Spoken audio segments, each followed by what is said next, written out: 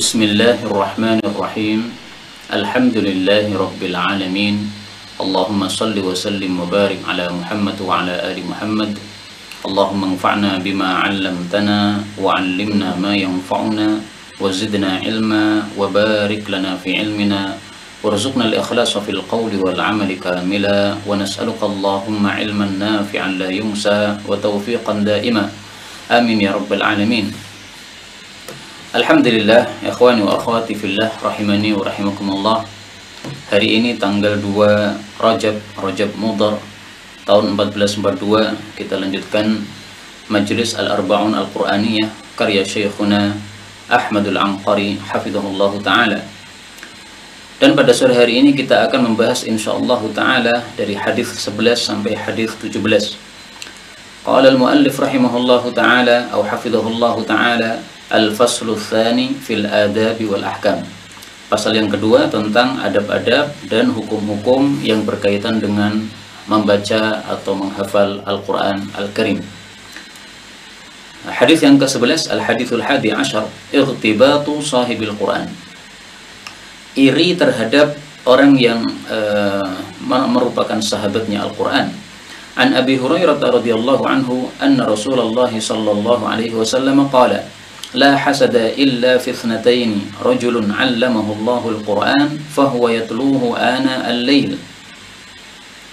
الليل والنهار فسمعه جار له فقال يا ليتني أوتيت مثل ما أوتي هذا فعملت مثل ما يعمل ورجل آتاه الله مالا فهو يهلكه في الحق فقال رجل يا ليتني أوتيت مثل ما أوتي فلان فعملت مثل ما يعمل. Rawahul Bukhari wa Ahmad wal lafdhu lil Bukhari.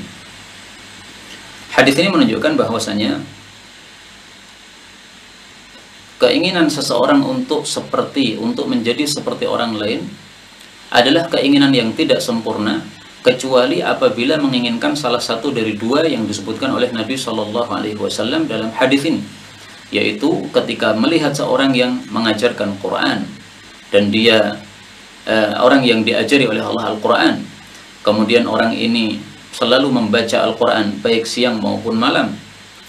Nah, maka tetangganya yang mendengar suara bacaan Quran orang tersebut, dia kemudian berangan-angan seperti orang tadi.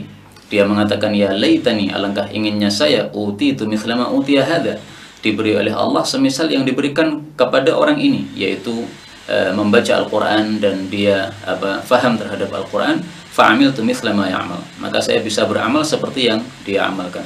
Ini adalah keinginan untuk menjadi seperti orang lain yang sempurna. Jadi yang dimaksud la hasada, tidak ada hasad, ini maksudnya bukan hasad yang kita paham biasanya itu ya.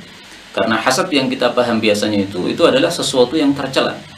Hasad yang tercela adalah apabila seseorang menginginkan nikmat Allah kepada orang lain berpindah atau hilang dari orang tersebut. Itu adalah iri yang tercela. Adapun yang dimaksud di sini adalah iri yang disebut oleh para ulama dengan istilah ightibab atau ghibtah, yaitu iri ingin menjadi seperti orang yang kita lihat. Seperti itu tidak ada masalah. Itu tidak tercela. Yang tercela adalah apabila kita iri dengan makna kita ingin nikmat orang tersebut hilang dari dia. Adapun apabila kita hanya ingin menjadi seperti dia, maka tidak ada masalah. Tetapi tidak ada keinginan menjadi seperti orang lain yang sempurna kecuali apabila menginginkan salah satu dari dua yang disebutkan dalam hadis ini. Selain dua yang disebutkan dalam hadis ini, maka menginginkan menjadi seperti orang lain ini sesuatu yang boleh, tetapi bukan sesuatu yang utama. Misalnya seseorang melihat orang lain bisnisnya lancar, jadi labanya banyak. Nah, dia ingin seperti orang tersebut, nggak ada masalah. Kemudian bertanya bagaimana caranya supaya bisa menjadi seperti Anda, bisnisnya lancar seperti Anda, nggak ada masalah. Tidak dilarang seperti itu. Yang dilarang adalah hasad, yaitu dengki, ingin bahwa nikmat orang lain berpindah atau hilang dari dirinya. Baik, kemudian yang kedua, Rasul Shallallahu Alaihi Wasallam menyebutkan di sini, kalau kita melihat seorang laki-laki yang diberi oleh Allah harta, atau perempuan sama aja ya, kemudian yuhlikuhu fil haqq, dia menghabiskan harta tersebut dalam kebenaran. Maksudnya dia gunakan harta tersebut dalam kebaikan-kebaikan yang mendapatkan ridha Allah Subhanahu wa taala. Digunakan untuk infak, digunakan untuk wakaf, digunakan untuk membantu orang miskin dan sebagainya. Nah, maka seseorang yang melihat itu kemudian dia menginginkan seperti dia, ya laitani, ya alangkah inginnya saya seperti dia. Nah, ini adalah keinginan menjadi seperti orang lain yang sempurna. Maka la hasada, maksudnya la hasada kamilan, ya, tidak ada keinginan menjadi seperti orang lain yang sempurna kecuali kalau dia menginginkan salah satu dari dua yang disebutkan dalam hadis Nabi Shallallahu Alaihi Wasallam ini. Kemudian dari sini kita ambil beberapa faedah. Faedah yang pertama, bahwasanya tilawah Al-Quran itu waktunya tidak hanya malam hari saja atau siang hari saja, tetapi ana al-laili wan nahar. Siang malam itu adalah waktu untuk membaca Al-Quran. Karena itu guru-guru kita mengajarkan kepada kita doa supaya setelah kita selesai baca Quran, warzuqna, kita berdoa ya, warzuqna tilawatahu ana al-laili wan nahar. Berilah rizki kepada kami wahai Allah untuk bisa tilawah Al-Quran siang maupun malam. Karena memang siang maupun malam ini adalah sama-sama waktu untuk membaca Al-Quran. Dalam hadis yang sahih riwayat Imam Bukhari, Rasulullah SAW memuji orang-orang Asy'ari, di mana mereka pada malam hari mereka dikenal orang-orang yang membaca Al-Quran. Rasulullah SAW bersabda, "Inni, sesungguhnya aku, la a'rifu, sungguh mengetahui, aswata rufaqatil asy'ariyin, suaranya orang-orang Asy'ariyin." Ini adalah orang-orang dari Yaman yang kemudian hijrah ke Madinah. Bil Quran, mereka membaca Al-Quran. Hina yadkhuluna bil lail, ketika mereka sudah masuk waktu malam. Wa a'rifu manazilahum, dan aku mengetahui rumah-rumah mereka, min aswatihim bil Quran bil lail, dari sebab suara-suara mereka membaca Al-Quran di malam hari. Nah, zaman dulu malam hari gelap gulita, tidak ada lampu. Tapi ketika Nabi SAW melewati suatu perkampungan, di situ pada baca Quran, maka Nabi paham, oh ini berarti adalah perkampungan yang dihuni oleh orang-orang Asy'ariyin. Maka dipuji oleh Nabi SAW. Ini hadis muttafaqun alaih dari Abu Musa al-Asy'ari, juga termasuk salah satu dari Asy'ariyin. Karena itu marilah kita mempunyai aktivitas membaca Quran, baik itu siang hari maupun malam hari. Ya, jadi dibagi, sebagian Quran kita baca pada siang hari, misalnya ba'da subuh, sebagian lagi kita baca pada malam hari, misalnya ba'da maghrib atau ba'da isya. Ini adalah sesuatu yang baik untuk keberkahan diri kita dan juga keberkahan rumah kita yang kita baca Quran padanya. Kemudian dari hadis ini juga kita ambil faedah bahwasanya membaca Quran dengan jahar tidak ada masalah. Karena di sini disebutkan fasami'ahu jarul lahu, didengar bacaan Qurannya oleh tetangganya. Nah, berarti bacaannya Qurannya jahar, keras, nggak ada masalah. Yang penting kita ikhlas di dalam melakukan amalan tersebut. Maka selama kita ikhlas, apapun yang kita lakukan, baik itu jahar maupun sir, semuanya adalah baik. Liman ittaqa, ya, bagi orang yang bertakwa kepada Allah, maka semuanya adalah baik. Faedah berikutnya dari hadis ini, bahwasanya kita menginginkan dunia yang dimiliki oleh seseorang, nggak ada masalah. Yang penting yang kita inginkan bukan dunianya, tetapi apa? Amalnya terhadap dunia tadi. Malan, ada orang hartanya banyak, dia gunakan untuk sesuatu yang meridhokan Allah Subhanahu wa Ta'ala. Jadi pahalanya banyak dengan sebab harta yang dia miliki. Nah, kita menginginkan harta tersebut, nggak ada masalah. Yang penting menginginkannya bukan hartanya saja, tetapi juga amal yang dia lakukan terhadap harta tersebut. Karena itu harta atau uang itu adalah sesuatu yang netral, ya, tergantung siapa yang pegang. Yang pegang orang baik, maka dia menjadi baik. Yang pegang orang jelek, maka dia menjadi jelek juga. Sebagaimana sabda Nabi SAW yang sahih di dalam Musnad Ahmad, beliau mengatakan, ni'ma lil malis salih fi yadir rajulis salih. Alangkah bagusnya harta yang baik apabila dipegang oleh tangan orang yang saleh, maka dia pasti akan gunakan harta itu untuk sesuatu yang meridhokan Allah Subhanahu wa Ta'ala. Demikian juga sabda Nabi SAW, beliau mengatakan, wa uhaddithukum hadithan fahfadhu, saya akan menyampaikan kepada kalian satu hadis, hafalkan ini hadis. Innamad dunya li arba'ati nafar, tiada lain dunia itu untuk 4 orang. Yang pertama adalah seorang hamba diberi rezeki oleh Allah harta dan ilmu, maka dia bertakwa kepada Allah dalam masalah hartanya, dan dia menggunakan hartanya untuk menyambung kerabatnya, dan dia melakukan kewajiban Allah di dalam harta tersebut. Maka ini adalah afdalil manazil, orang yang paling afdal kedudukannya. Dia punya harta, punya ilmu, sehingga mengatur hartanya dengan ilmu. Yang kedua, seorang hamba yang diberi rezeki oleh Allah ilmu, tetapi tidak diberi rezeki harta. maka dia benar niatnya. Dia mengatakan, kalau saya memiliki harta, saya pasti akan beramal seperti amalnya si fulan, yaitu fulan yang pertama tadi. Maka dia dengan niat tersebut fa ajruhuma sawa, pahalanya sudah sama, karena niatan sudah dinilai oleh Allah Subhanahu wa taala. Yang ketiga, seorang hamba diberi rezeki oleh Allah harta, tetapi tidak dikasih ilmu. Akhirnya dia ngawur di dalam menggunakan hartanya. Tanpa ilmu dia gunakan hartanya, tidak takwa kepada Allah Subhanahu wa taala, tidak gunakan untuk silaturahmi, tidak gunakan melakukan kewajiban. Fahadha bi akhbathil manazil. Maka ini adalah orang yang paling jelek kedudukannya. Jadi punya harta nggak punya ilmu, bahaya.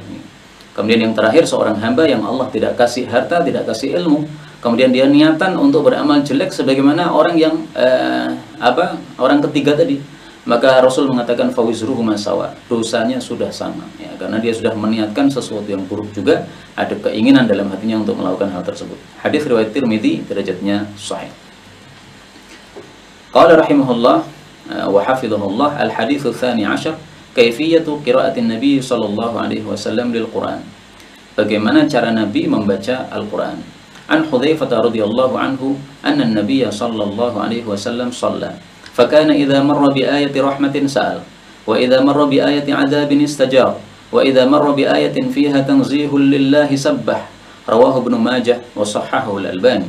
Wa anhu radhiyallahu anhu annahu shalla ila janbin nabiy sallallahu alaihi wasallam lailah faqara fakana idza marra bi ayati 'adzabin waqafa wa ta'awwadh wa idza marra bi ayati rahmatin waqafa fada'a. Rawahu An-Nasa'i wa sahhahahu Al-Albani.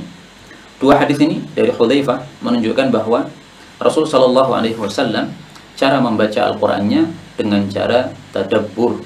Bagaimana tadabburnya? Apabila melewati ayat yang berisi tentang rahmat, maka dia berhenti dulu minta kepada Allah Subhanahu wa taala. Misalnya inna rahmatallahi qaribum minal muhsinin. Kemudian berdoa, Allahumma inni as'aluka rahmatak, saya minta rahmatmu. Apabila melewati ayat yang berisi azab, maka berlindung kepada Allah Subhanahu wa taala. Misalnya fayu'adzibuhullahu al-'adzab al-akbar, kemudian berlindung kepada Allah, Allahumma inni a'udzubika min 'adzabikal akbar.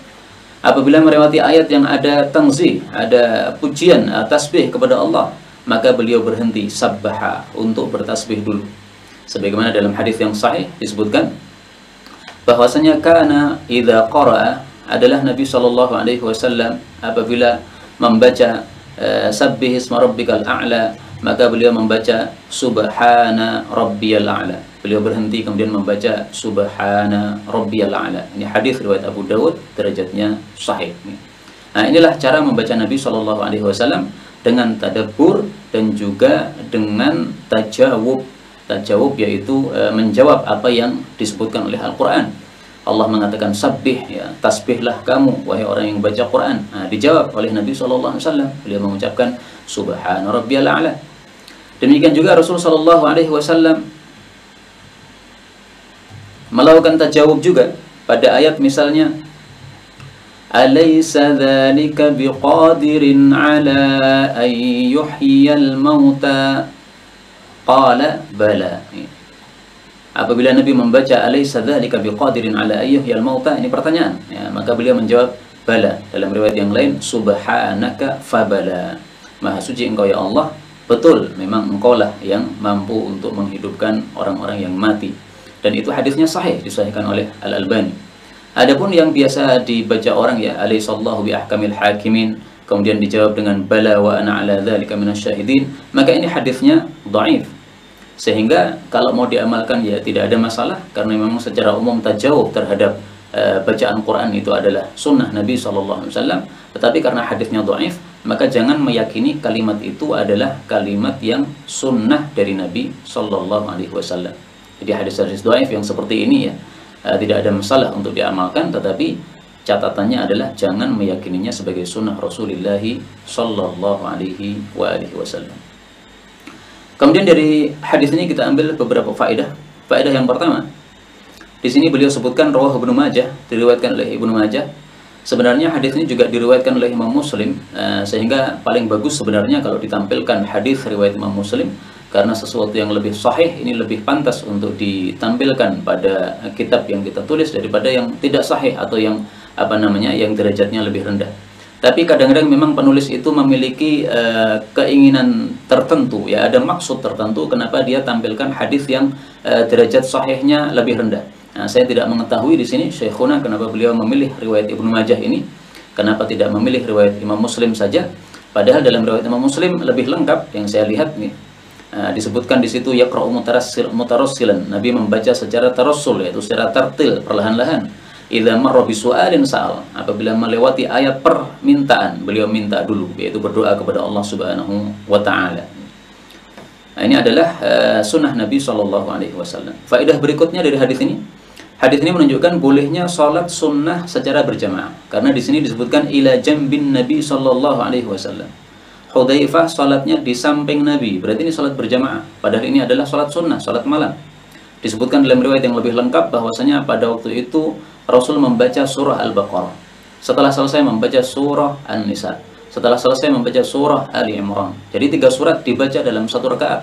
Sampai-sampai Hudzaifah merasa keberatan terhadap apa yang dilakukan oleh Nabi SAW. Tetapi karena memang beliau sedang jadi makmum yang mengikuti apa yang dilakukan oleh Nabi SAW. Untuk masalah salat sunnah berjamaah seperti ini ada syaratnya, ya. Ada 3 syaratnya. Yang pertama, bahwasanya hal itu tidak dijadikan sebagai kebiasaan, sehingga tidak dijanjikan misalnya setiap Sabtu kita kumpul untuk sholat duha berjamaah. Nggak begitu, nggak boleh seperti itu, tidak sesuai sunnah Nabi SAW. Syarat yang kedua, dilakukan dengan jumlah yang sedikit, tidak banyak orang, karena apa yang dilakukan oleh Nabi seperti ini tidak pernah beliau kumpulkan banyak orang. Kemudian yang ketiga, syarat yang ketiga adalah di tempat yang tidak terbuka, ya. Jadi misalnya bukan di masjid atau bukan di tempat-tempat yang terbuka sehingga banyak orang yang melihatnya. Tapi ini dilakukan oleh Nabi SAW di rumah beliau atau di kamar beliau yang kecil di dalam masjid dan sebagainya. Nah, itulah 3 syarat yang disebutkan oleh para ulama. Meskipun sebagian ulama memang ada yang tidak mensyaratkan seperti itu, tapi alangkah bagusnya kalau kita menggunakan syarat-syarat tersebut supaya sesuai betul-betul dengan apa yang dilakukan oleh Rasulullah sallallahu alaihi wasallam. Hadis berikutnya al-haditsu tsalitsu asyara, al-muddatu allati yukhtamu fiha al-Qur'an. Masa yang dikhatamkan Al-Qur'an padanya. Jadi berapa hari untuk khatam Qur'an? An Abdullah bin Amr radhiyallahu anhu anna an-nabiy sallallahu alaihi wasallam qala lah iqra'il Qur'ana fi syahrin, khatamkan Qur'an dalam 1 bulan. Jadi bacalah Qur'an ini maksudnya bacalah seluruh Qur'an, artinya khatamkan Qur'an dalam 1 bulan. Berarti 1 hari kita membaca 1 juz, karena 1 bulan 30 hari. Qala inni ajidu quwwatan, saya lebih kuat lagi dari itu. Maka dijawab oleh Nabi, iqra' fi 20. Kalau begitu khatamkan dalam 20 hari. Qala inni ajidu quwwatan, qala iqra' fi 15. Khatamkan dalam 15 hari. Qala inni ajidu quwwatan, qala iqra' fi 10. Khatamkan dalam 10 hari. Qala inni ajidu quwwatan, qala iqra' fi 7. Khatamkan dalam 7 hari. Jadi sepekan, ya. Wala tazidanna ala dzalik, betul-betul kamu jangan menambah atas 7 hari itu. Jadi jangan khatam Quran 6 hari, 5 hari dan seterusnya. Hadis riwayat Imam Bukhari dan Muslim dan Abu Dawud, dan lafal ini milik Imam Abu Dawud. Dari hadis ini kita ambil pelajaran bahwasanya seorang muslim hendaklah mempunyai target di dalam membaca Al-Qur'an. Jadi membaca Al-Qur'an jangan asal-asalan, ya. Kalau pas mau baca-baca, kalau tidak ditinggalkan lama, tidak seperti itu. Karena manusia ini ada 2 bagian, ya. Ada bagian jasmaninya, ada bagian rohaninya. Jasmaninya membutuhkan makanan supaya dia hidup, maka setiap hari dia makan, minum, makan 3 kali, minum lebih dari 3 kali. Jasmaninya perlu mandi supaya sehat dan segar, setiap hari minimal 1 kali. Kemudian rohani kita lebih perlu kepada hal tersebut. Rohani kita lebih perlu diurusi, maka rohani kita makanannya adalah Al-Quran. Makanan rohani kita adalah apa? Al-Quran. Allah Subhanahu wa ta'ala menyebutkan, wa kadzalika anzalna ilaika ruham min amrina. Kenapa Allah Subhanahu wa taala sebutkan Al-Qur'an sebagai roh? Karena roh itu menyebabkan hidup, dan Al-Qur'an itu menyebabkan hidupnya hati kita. Nah, karena itu rohani kita perlu kepada kehidupan, dan penghidupannya adalah dengan membaca Al-Qur'an. Karena itu sebagaimana kita setiap hari makan, minum, sebagaimana setiap hari kita mandi, maka hendaklah setiap hari juga kita membaca Al-Qur'an. Roh lebih penting untuk dijaga daripada jasmani kita. karena jasmani akan rusak kalau kita sudah mati, nanti dimasukkan dalam liang kuburan, habis itu dimakan ulat, dimakan tanah, jadi tanah, selesai masalah. Tetapi rohani kita tidak pernah ada habisnya. Rohani manusia, roh manusia itu berpindah dari satu tempat ke tempat yang lain. Dulu di alam roh, kemudian masuk pada alam janin, kemudian setelah itu masuk pada alam dunia, setelah itu mati, masuk pindah pada alam barzakh, nanti pindah lagi pada alam akhirat. Jadi Allah menciptakan roh manusia ini untuk kekal, bukan untuk mati. Karena setelah berada di dalam alam akhirat, ada kalanya khuludun fil jannah, kekal dalam jannah, atau khuludun fil nar, kekal dalam neraka. Na'udzubillahi min syarri dzalik. Yang paling ideal, wallahu alam bissawab, menghatamkan Quran setiap 1 bulan. Karena di sini Rasul mengatakan iqra'il Quran fi syahri. Katamkan Quran dalam 1 bulan. Dimulai oleh Nabi 1 bulan. Ini berarti yang paling ideal insyaallah taala ya. Untuk rata-rata manusia gampang lah ya. Apalagi yang sudah lancar-lancar sebagaimana kita-kita yang sering mengaji begini. Tidak selayaknya kita-kita yang sudah lancar baca Quran 1 bulan belum khatam Quran. Saya ulangi lagi, tidak selayaknya kita-kita yang sudah lancar baca Quran belum khatam Quran dalam 1 bulan. Ini sungguh suatu sikap yang keterlaluan terhadap Al-Quran. Berapa berita yang kita khatamkan dalam 1 hari dari WA, berapa berita yang kita khatamkan dari Facebook dan sebagainya. Quran ini lebih utama daripada itu semuanya, sehingga harus minimal ya kita khatamkan dalam 1 bulan. Karena itu seringkali saya sampaikan dalam pengajian, ini tanggal 2, ini tanggal 3, nah sekarang ini tanggal 2, ini sebenarnya sambil mengingatkan, ini sudah tanggal 2 Rajab, maka hendaklah Anda baca juz 2. Besok tanggal 3 saya ingatkan, ini sudah tanggal 3, bacalah juz 3. Sebenarnya keinginan saya begitu ya, untuk sambil mengingatkan para pendengar, juga mengingatkan kepada diri sendiri, hendaklah kita khatamkan Al-Quran minimal dalam 1 bulan. Dalam hadis ini beliau mengatakan, khatamkan dalam 7 hari dan jangan lebih dari itu. Maksudnya jangan khatam kurang dari 7 hari, yaitu 6 hari, 5 hari dan sebagainya. Lebih cepat dari 7 hari nggak boleh. Tapi kita temukan dalam hadis yang lain bahwa Nabi SAW mengizinkan khatam dalam 3 hari. Beliau mengatakan, Iqra'il Quran, khatamkan Al-Quran fi thalathin, dalam 3 hari. Ini istata'ta, jika engkau mampu. Hadis riwayat Ahmad, derajatnya sahih. Nah, karena sahih sehingga berarti apa? Tidak saling bertentangan. Maka kita dudukkan ya, berarti hukum asal bahwasanya seseorang itu boleh khatam Al-Quran dalam 3 hari, nggak ada masalah. Tapi dengan syarat, ini istata'ta, kalau kamu mampu. Nah, maka di sini Nabi katakan fi sab'in wala tazidanna, ini berarti Nabi mengetahui bahwa nanti suatu saat kamu tidak akan mampu apabila kurang dari 7 hari, tidak akan bisa istiqamah. Nah, sehingga karena Nabi mengetahui hal tersebut, beliau sampaikan kepada Abdullah bin Amr bin As ya, bahwa untuk kamu jangan lebih cepat dari 7 hari supaya bisa istiqamah sampai akhir hayatnya. Nah, di akhir kisah Abdullah bin Amr bin As ini kemudian menyesal pada waktu tuanya. Dia mengatakan, alangkah inginnya saya dulu menerima apa yang disampaikan, diusulkan oleh Nabi SAW, yaitu apa? Iqra'il Quran fi syahrin. Dulu masih muda, semangat, dia mengatakan ajidu quwwah. Begitu udah tua, udah nggak bisa lagi khatam Quran dalam 3 hari atau 7 hari, susah. Nah, sehingga dia menginginkan, alangkah inginnya kalau dulu membaca Al-Quran 1 hari 1 juz, sekitar itu ya, kemudian bisa khatam dalam 1 bulan. Ikhwani wa akhwati fillah rahimani wa rahimakumullah, saya tegaskan lagi bahwa kita membaca hadis-hadis seperti ini bukan untuk hanya pengetahuan saja ya, tapi lebih penting dari itu adalah untuk pengamalan. Sehingga tidak ada gunanya kalau kita membaca dan belajar seperti ini tetapi kita tidak bisa khatam Quran dalam 1 bulan. Ini sungguh sesuatu yang keterlaluan apabila kita sudah lancar membaca Al-Quran. Lebih dari 1 khatam lebih bagus lagi, tetapi minimal ya, idealnya adalah 1 khatam, 1 kali khatam dalam 1 bulan. Al-hadithur rabi' asyar, hadis yang ke-14, yustahabbu liman marra bi ayati sajdatin ay yasjud. Disunahkan bagi yang melewati ayat sajdah untuk melakukan sujud, yang ini disebut sebagai sujud tilawah. Sujud tilawah hukumnya sunnah, maka beliau mengatakan yustahab. Sebagaimana perkataan Sayyidina Umar, beliau mengatakan bahwa sujud itu adalah tidak wajib kecuali an-nasya ya, kalau kita menghendaki untuk sujud, maka tidak wajib sujud tilawah. Dan sujud tilawah diperselisihkan oleh para ulama. Apakah dipersyaratkan untuk sujud tilawah sebagaimana dipersyaratkan dalam salat? Wanita harus pakai jilbab, harus suci dari hadas, harus menghadap ke arah kiblat. Jumhur ulama berpendapat bahwa sujud tilawah harus memenuhi syarat-syarat salat. Karena mereka menganggap bahwa as-sujudu sholatun, ya, sujud itu sama dengan salat. Salah satu dalilnya adalah bahwa Allah Subhanahu wa taala menyebut di dalam Al-Qur'an salat dengan istilah sujud.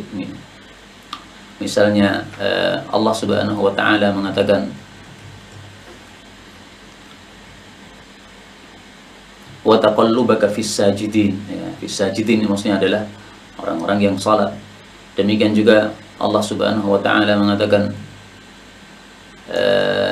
kepada Maryam alaihi salam, ya Maryam uqnuti li rabbik wasjudi warka'i ma'ar raki'in. Nah, ini maksudnya adalah salat. Nah, disebutkan dengan istilah sujud, maka sujud adalah apa?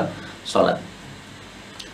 Adapun mazhab al-Imam Al-Bukhari rahimahullahu taala, sujud tilawah tidak harus dengan suci dari hadas.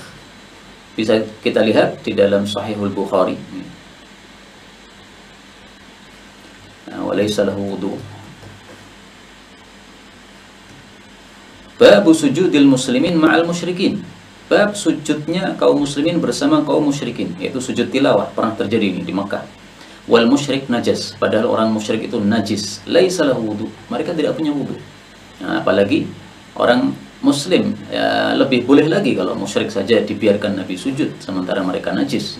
Maka orang muslim yang dia tidak najis sebagaimana kaum kafir, maka tidak ada masalah untuk sujud dalam keadaan tidak punya wudu. Wa kana Ibnu Umar radhiyallahu anhuma, adalah Ibnu Umar yasjudu ala ghairi wudu'in, biasanya sujud tanpa wudu. Artinya dia tidak punya wudu, dia dalam kondisi tidak suci dari hadas. Ini mazhab al-Imam Al-Bukhari rahimahullah, dan saya pribadi lebih cenderung kepada pendapat Imam Bukhari dalam hal ini, sehingga biasanya kita dalam tadarusan, kita ketika melewati ayat sajdah, maka semua kita sujud meskipun kita dalam kondisi sudah hadas. Demikian juga kalau misalnya tadarusan para akhwat yang tadarusannya di rumah misalnya, sebagian tidak pakai jilbab, nah maka sujud dalam kondisi seperti itu nggak ada masalah.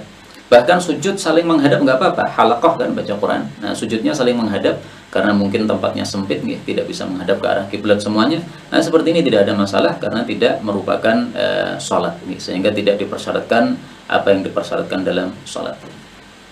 Baik, kita baca hadisnya. An Abi Hurairah radhiyallahu anhu qala Rasulullah sallallahu alaihi wasallam, "Idza qara'a ibnu Adam as-sajdata fasajada, i'tazala asy-syaitanu yabki, fayaqulu ya wailah, umira hadha bis-sujudi fasajada falahul jannah, wa umirtu bis-sujudi fa'asaitu faliyan nar." Rawahu Muslim. Ya, faliyan nar atau falin nar. Apabila Ibnu Adam, yaitu manusia, membaca ayat sajdah kemudian dia sujud, maka setan menyingkir, menangis. Dia mengatakan, alangkah celaka dia, maksudnya celakanya saya. Nah, saya ini diperintah untuk sujud. Umir hadza bisujud, yaitu manusia ini disuruh sujud, dia sujud maka dia mendapatkan jannah. Adapun saya disuruh untuk sujud, saya durhaka maka saya mendapatkan neraka. Inilah rahasia sujud tilawah. Jadi sujud tilawah menyebabkan setan tuyul menangis. Jadi membuat nangisnya setan itu sangat gampang. Kita baca ayat sajdah, kemudian kita sujud, dia nangis.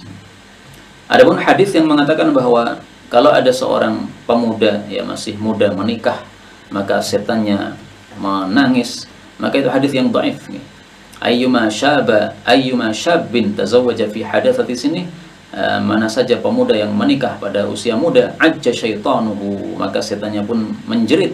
Dia mengatakan, ya wailah asama minni dina, lakah celaka saya ini, dia sudah bisa menjaga agamanya dari saya. Hadis riwayat Abu Ya'la, dan hadis ini derajatnya adalah dhaif. Kemudian dari hadis ini kita ambil faedah bahwasanya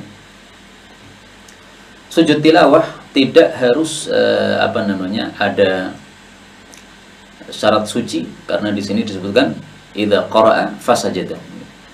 Setelah membaca lalu sujud. Fa ini kan menunjukkan langsung, berarti tidak ada jedanya, maka tidak perlu kepada wudu atau tidak perlu suci dari hadas, meskipun ini hanya memahami secara zahir saja. Kemudian dari hadis ini juga kita ambil pelajaran bahwa sujud pahalanya adalah jannah. Fasajada falahul jannah. Dan ini sesuai dengan sabda Nabi SAW. Beliau mengatakan,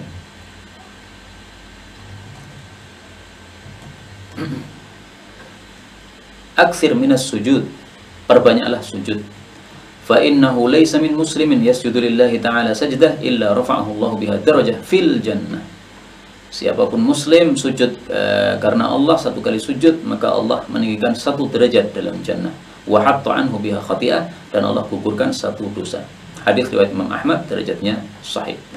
Nah, maka menunjukkan fadilah sujud, bahwa satu kali sujud fadilahnya langsung dua, naik derajat dan gugur dosa.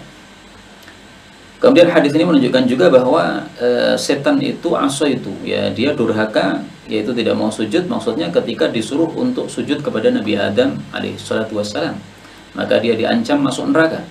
Nah, para ulama menyampaikan bahwasanya setan atau iblis ini tidak mau sujud itu adalah karena iri kepada Nabi Adam alaihissalatu wassalam. Iblis ini lebih dahulu diciptakan oleh Allah, dia lebih lama ibadah. Sementara Adam ini baru diciptakan setelah itu, tetapi dia yang dipilih oleh Allah untuk dimuliakan sehingga semuanya disuruh sujud, dia iri. Karena itulah para ulama mengatakan al-hasadu awwalu dzanbin usiyallahu bihi fil ardi wa fis sama. Dosa yang pertama kali dilakukan di langit adalah dosa dengki, yaitu setan dengki kepada Nabi Adam alaihissalam. Dosa yang dilakukan pertama kali di atas muka bumi juga dosa dengki, yaitu Qabil ketika membunuh Habil ketika melihat istrinya lebih cantik daripada istri dia. Nah, maka ini semuanya menunjukkan dahsyatnya keburukan dosa dengki. Na'udzubillahi min syarri dzalik. Ta'liqun laisa sujudu murtabitun bi surati sajdati faqat wa innama fi jami'i sajadati allati fil Qur'an wa hiya asyrata sajdah. Jadi ada 15 sujud di dalam Al-Quran. Ada 15 ayat sajdah. Di antaranya adalah 2 sujud pada surah Al-Hajj. Ini menunjukkan bahwa sujud tilawah itu disunahkan juga pada surah-surah mufassal, yaitu surah-surah pendek dari dari Al-Hujurat sampai dengan An-Nas. Karena ada madhab yang mengatakan bahwa sujud pada surah-surah mufassal itu sudah mansukh. Sebagaimana disebutkan oleh Al-Imam Abu Dawud, beliau mengatakan, babu man lam yara sujud fil mufassal, bab tentang orang yang tidak berpendapat adanya sujud tilawah pada surah-surah mufassal dari Al-Hujurat sampai dengan An-Nas. Nah, dari Ibnu Abbas, dia mengatakan bahwa Rasulullah SAW tidak sujud pada sesuatu pun dari surat-surat mufassal sejak pindah ke Madinah. Jadi beliau hanya melakukannya di Mekah. Begitu pindah ke Madinah sudah nggak melakukan sujud tilawah lagi pada surat mufassal. Tapi ini hadis riwayat Abu Dawud, derajatnya dhaif, sehingga tidak bisa dijadikan sebagai hujjah. Yang benar adalah setelah Nabi pindah ke Madinah, beliau masih sujud tilawah pada surah mufassal. Karena buktinya Abu Hurairah pernah diimami Nabi membaca surah Al-Insyiqaq, kemudian beliau sujud tilawah, dan Abu Hurairah radhiyallahu anhu itu masuk Islamnya adalah setelah Nabi hijrah ke Madinah. Maka beliau mengatakan di sini ayat sajdah ada 15, termasuk diantaranya pada surah-surah mufassal. Al-hadithul khamisu asyara, karahiyatu raf'is sawti bil Qur'ani idza kana man hawlahu yata'adza bihi. Dibencinya mengeraskan suara Quran, bacaan Quran, apabila orang-orang sekitarnya terganggu dengannya. Nah, ini termasuk perkara yang sering dilanggar oleh orang, terutama di Indonesia ini. Mereka sebelum subuh jam 4 atau setengah 4 menyalakan murotal di setel di masjid-masjid, suaranya sangat keras. Ini betul-betul mengganggu kaum muslimin seperti ini. Mereka niatnya bagus sebenarnya, membangunkan yang belum bangun, tapi caranya yang salah. Bukankah jam itu banyak orang yang sudah bangun, mereka sholat tahajud. Mereka sholat tahajud terganggu dengan suara murotal yang Anda setel itu. Maka Anda tidak mendapatkan pahala, bahkan Anda mendapatkan dosa karena melanggar aturan Nabi sallallahu alaihi wasallam. Dalilnya di sini, Anil Bayadhi radhiyallahu anhu anna Rasulullah sallallahu alaihi wasallam kharaja 'alan nasi wa hum yusallun wa qad 'alat aswatuhum bil qira'ah faqala innal musalliya yunaji rabbahu 'azza wa jalla falyanzur ma yunajihi wa la yajhar ba'dukum 'ala ba'din bil Qur'an. Rawahu Ahmad wa An-Nasa'i. Ini maksudnya Nasa'i dalam Sunan Kubra, wal Baihaqi wa sahhahahu al-Haythami. Jadi kasusnya ini Rasulullah sallallahu alaihi wasallam keluar pada para sahabatnya, mereka sedang sholat. Jadi sholatnya sendiri-sendiri. Nah, ternyata suaranya dikeras-keraskan. Satu membaca Al-Duha, satunya lagi membaca Al-Insyirah. Maka Nabi mengatakan, sesungguhnya orang yang sholat itu sedang bermunajat kepada Rabb Azza wa Jalla. Maka hendaklah dia memperhatikan dengan apa dia munajat kepada Allah. Jadi memperhatikan apa yang dia baca, dia resapi apa yang dia baca. Dan janganlah mengeraskan sebagian kalian kepada sebagian yang lain bil Quran, dengan bacaan Quran. Nah, kalau bacaan Quran saja tidak boleh dikeraskan apabila mengganggu orang yang lain, bagaimana lagi dengan selain Al-Quran? Misalnya ngobrol di dekat orang yang sedang sholat, sehingga obrolannya mengganggu orang yang sholat tersebut. Ini lebih terganggu, lebih mengganggu, ya, lebih besar dosanya daripada yang mengganggu dengan Quran, tentu saja. Hadis yang semisal ini adalah diriwayatkan oleh Al-Imam Al-Baghawi. Rasul sallallahu alaihi wasallam bersabda, "Wala tarfa'u aswatakum", jangan keraskan suara kalian, "fatu'dzul mu'minin", maka kalian akan mengganggu kaum mukminin. Hadis riwayat Baghawi dari rajul min Bani Bayadah. Nah, di sini mestinya yang dimaksud adalah Al-Bayadi tadi. Dan memang Al-Bayadi ini seorang laki-laki dari Bani Bayadah ini tidak disebutkan di dalam Musnad Ahmad, demikian juga dalam Sunan Nasai namanya siapa. Bahkan dalam riwayat Baghawi disebutkan dari seorang laki-laki dari Bani Bayadah. Berarti memang tidak diketahui siapa beliau. Hadis berikutnya al-haditsus sadis asyar, khuluqun Nabi sallallahu alaihi wasallam. Akhlak Nabi sallallahu alaihi wasallam. An Qatadah radhiyallahu anhu qala, qultu ya ummul mu'minin anbi'ini an khuluqi Rasulillah sallallahu alaihi wasallam. Faqalat alasta taqra'ul Qur'an? Bukankah kamu hafal Quran? Jadi taqra di sini yang zahir maknanya adalah tahfal, ya. Bukankah kamu hafal Quran sehingga mengetahui dalilnya bagaimana akhlak Nabi dalam Quran? Qultu bala. Qalat fa inna khuluqan nabiyyillahi sallallahu alaihi wasallam kana al-Quran. Akhlak Nabi adalah Al-Quran. Artinya Nabi mengamalkan, menerapkan isi Al-Quran semuanya. Hadis riwayat Imam Muslim. Wa an Sa'd bin Hisham bin Amir qala ataitu Aisyah fa qultu ya ummul mu'minin akhbirini bi khuluqi Rasulillah sallallahu alaihi wasallam. Qalat kana khuluquhul Quran. Ama taqra'ul Quran? Qaulullah azza wa jalla wa innaka la'ala khuluqin 'azim. Rawahu Ahmad wa huwa haditsun sahih. Ya, ketika kita membaca qaulullah azza wa jalla, ini tidak usah mengatakan a'udzu billahi minasyaitonir rajim.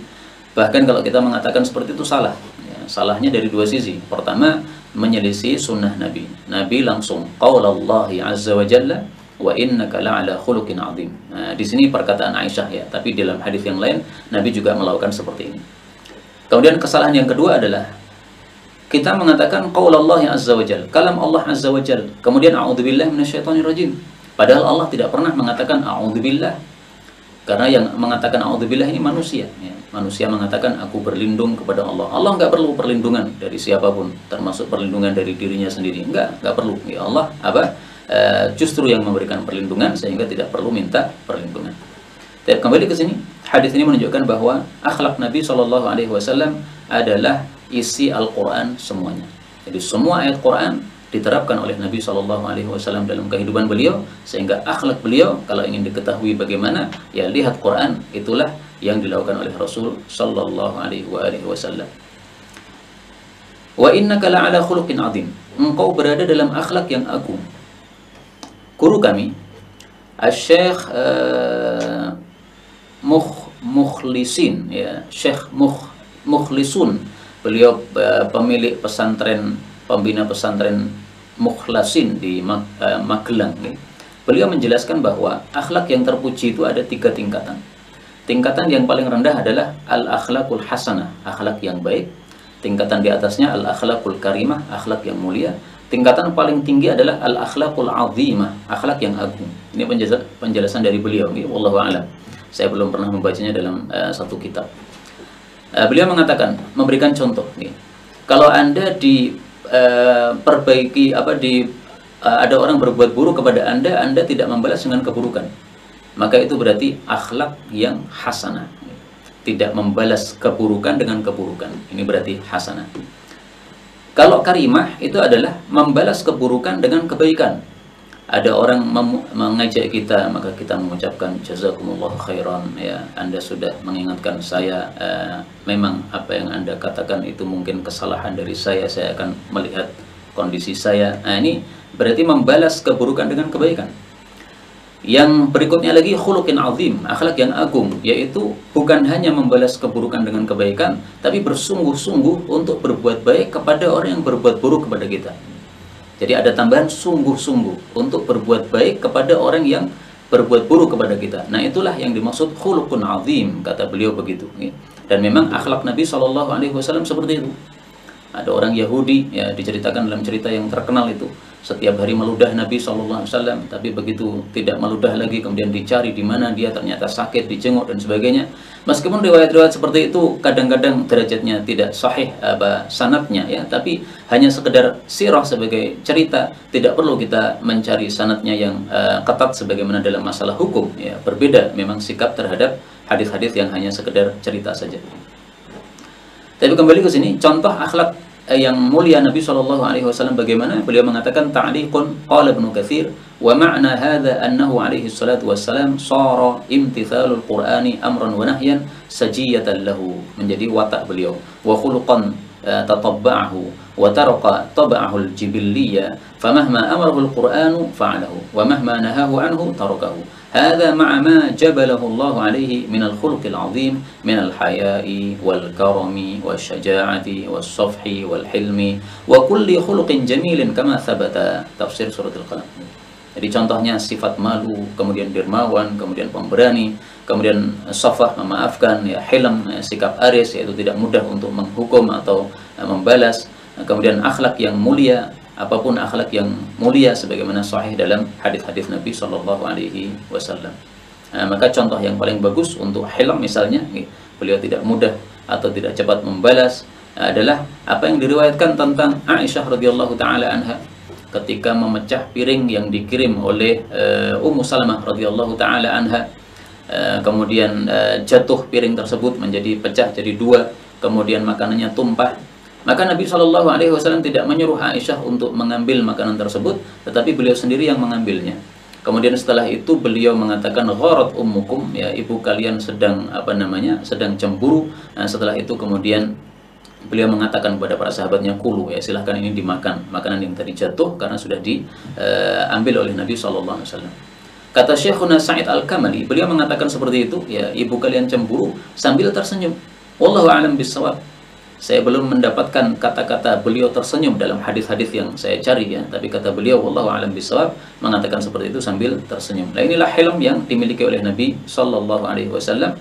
Mudah-mudahan kita semuanya juga diberi oleh Allah taufik untuk berusaha menjadi orang yang memiliki sifat hilm ini.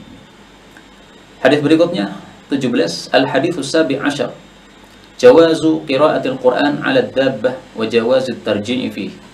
Bolehnya membaca Quran di atas kendaraan dan bolehnya melakukan tarjih di dalam membaca Quran. An Abdullah bin Mughaffal radhiyallahu anhu qala ra'aitu Rasulullah sallallahu alaihi wasallam yawma fathi Makkah wa huwa ala naqatin yaqra'u bi suratil Fath wa huwa yurajji'. Rawahu al-Bukhari wa Muslim wa ghairuhuma. Hadis ini menunjukkan bolehnya membaca Al-Quran di atas kendaraan karena Nabi ala naqah. Dan ini tidak dianggap sesuatu yang tidak sopan, enggak, ya. Boleh baca Quran dalam kondisi berdiri atau berjalan atau berbaring dan sebagainya. Adapun yurajji', tarjih itu adalah bacaan Quran yang ada alunannya begini. Jadi tidak lempeng gitu, ya. Nah, memang masalah tarjih ini diperselisihkan oleh para ulama qurra. Sebagian masyayikhuna termasuk Asy-Syaikh Qurayyim Rajih, ya, Syekh Qurra Dimashq, beliau berpendapat bahwa tidak boleh membaca Quran dengan lengkuan begitu. Baca Quran ya yang lempeng aja. Jaa, ya udah gitu aja. Tidak boleh jaa, nggak boleh begitu. Nah, yang dimaksud tarjih seperti itu.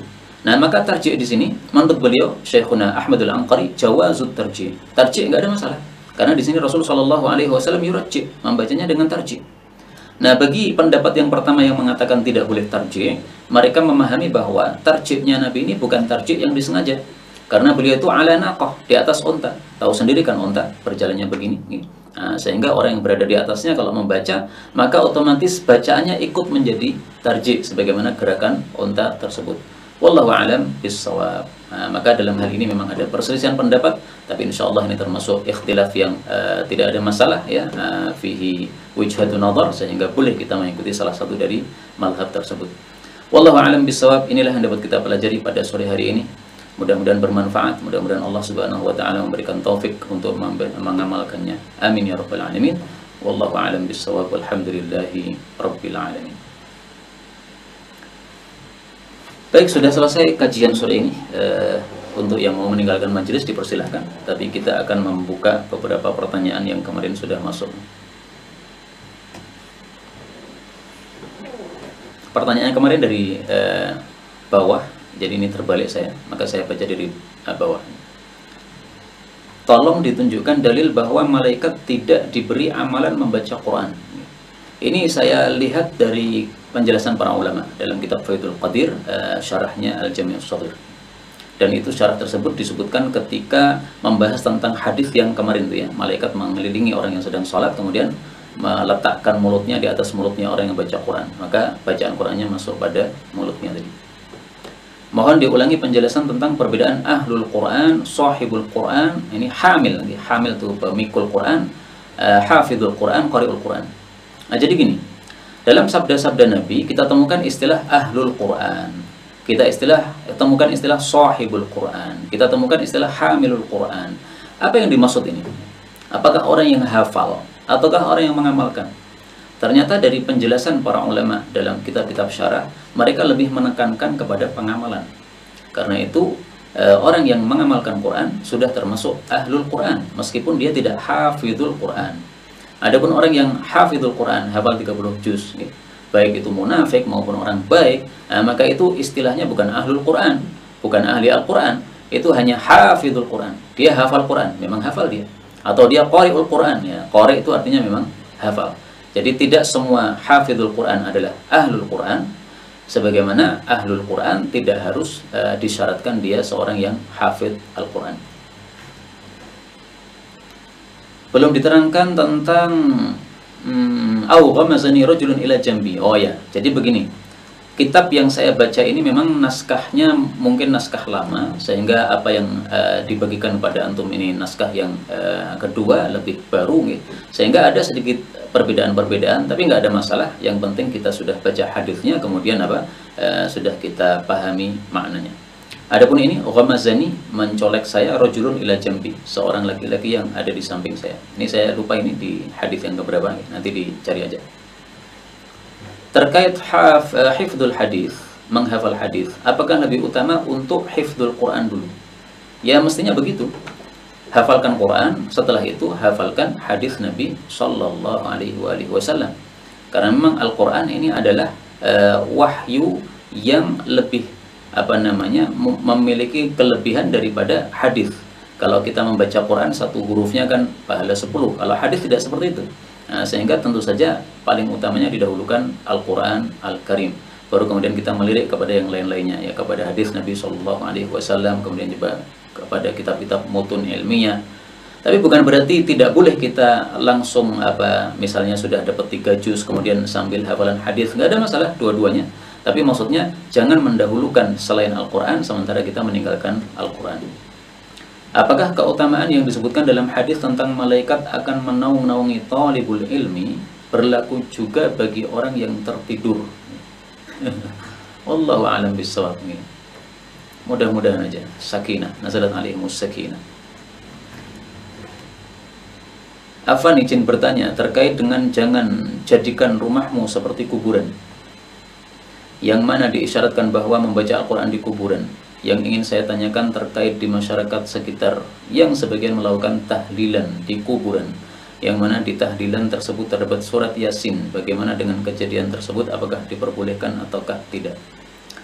Ini memang masalah yang khilafiyah, ya. Apakah membaca Al-Quran di kuburan itu adalah sesuatu yang baik atau tidak, yang terpuji atau tidak, yang disyaratkan atau tidak. Tapi pendapat yang dipilih oleh guru-guru kita adalah bahwa kuburan bukan tempat untuk membaca Al-Quran. Adapun kalau ingin menghadiahkan pahala membaca Al-Quran, maka tidak harus ke kuburan. Meskipun pendapat yang kita pilih adalah bahwa amalan yang bisa dihadiahkan kepada mayat adalah amalan yang ada nas dalilnya dari Nabi Shallallahu Alaihi Wasallam secara jelas, yaitu umroh, haji, puasa, kemudian sedekah, Adapun baca Quran, sholat dan sebagainya, ini tidak bisa dihadiahkan kepada orang yang sudah mati, dan itulah pendapat yang dipilih oleh Al-Imam Asy-Syafi'i rahimahullahu taala. Ini ada peringatan juga, hadis 10 ada matan rafa'tu ra'si fara'aitu dumu'a muttasil. Ya, mungkin kemarin beda naskahnya. Hadis 9 tentang maksud baca Quran dengan sir. Di sini itu dengan baca dalam hati atau baca dengan tidak di hadapan orang. Sir itu maksudnya suaranya, ya, suaranya sir, suaranya la tusmi' ghairahu. La yusmi'u ghairahu, tidak memperdengarkan kepada orang lain, itu namanya sir. Jadi yang mendengar hanya dirinya sendiri. Kalau didengar oleh orang lain itu namanya berarti jahar, ya. Sama dengan istilah dalam sholat, ya, apakah bismillah dijaharkan atau disirkan. Nah, jadi bukan membaca dalam hati. Membaca itu adalah amalan mulut. Nah, sehingga ketika seseorang mulutnya tidak bergerak sama sekali, itu bukan membaca namanya, ya. Bukan qara al-Quran, bukan membaca Quran. Sehingga para ulama kita memfatwakan orang yang hanya melihat mushaf Al-Quran, kemudian hatinya mengikuti, ini ayatnya dibaca tapi dalam hati, ini tidak mendapatkan pahala baca Quran yang 1 huruf 10 pahala, nggak dapat. Dia harus gerak-gerak mulutnya. Nah, maka yang dimaksud membaca Quran dengan sir itu adalah mulut kita bergerak-gerak baca Quran tapi nggak ada suaranya. Misalnya kita berada di bis, nih, duduk di bis, nah, kemudian lebih utama mana? Kita baca dengan suara keras sehingga sebelah mendengar, atau kita baca sendiri tanpa suara, hanya mulut bergerak-gerak saja. Nah, dalam hal ini lebih utama yang sir, berdasarkan hadis yang kemarin kita baca, ya, karena lebih ikhlas. Kalau didengar orang mungkin ada perasaan-perasaan yang kurang ikhlas, sehingga itulah menjadi gangguan.